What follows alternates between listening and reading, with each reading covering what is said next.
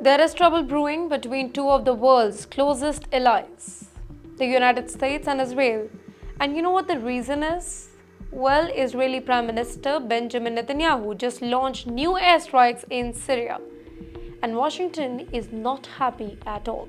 Let's unpack what exactly happened and why it's turning into a diplomatic fireball. On July 18th, while the United States was silently working to stabilize the Middle East and support peace efforts in a war-torn Syria, Israel suddenly bombed Syrian military targets near Damascus. Well, let me tell you, these weren't any routine airstrikes. These were deliberate attacks on Syrian government positions, and they came at a worst possible time. Why? Because America was just trying to support a fragile ceasefire and push towards a diplomatic plan that includes a new interim Syrian leader, Ahmad al-Shara. The idea was to calm tensions, keep Iran in check, and bring regional players to the negotiating table. But Netanyahu's move blindsided the United States. According to reports, some senior American officials are very angry, even calling Netanyahu a madman behind closed doors. Why?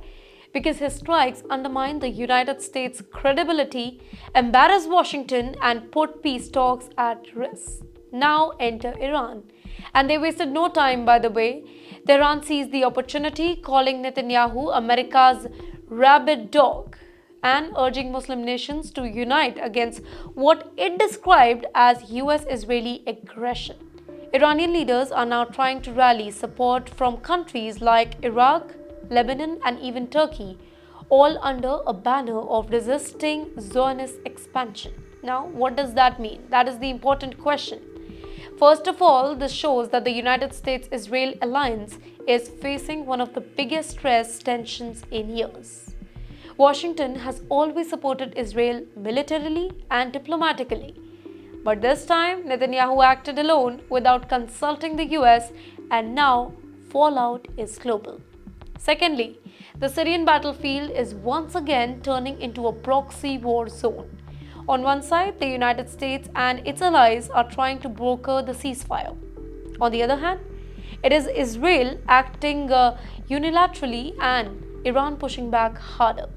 And let's not forget here, Russia is still involved in Syria, backing Assad regime.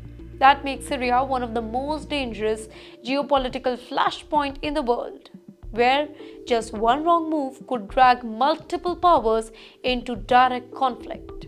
You know what's happening now? Well, the Trump administration is reportedly distancing itself from Israel's strike, trying to avoid a bigger crisis. But it's very clear that Netanyahu isn't backing down either. His supporters say that the strikes were necessary to prevent Iranian weapons transfer to Hezbollah in Lebanon, a group that Israel sees as a direct threat. But critics, both in Washington and abroad, say that Netanyahu is playing with fire, risking regional stability to score political points at home. Now the big question is, can the US and Israel still coordinate in the Middle East? Or has Netanyahu's go-it-alone strategy crossed the line? One thing is certain, the fallout from this one night of bombing is far from over. The US is angry, Iran is looking for opportunity, and the world is watching. The Middle East may be heading into yet another dangerous phase, one where even allies are no longer on the same page.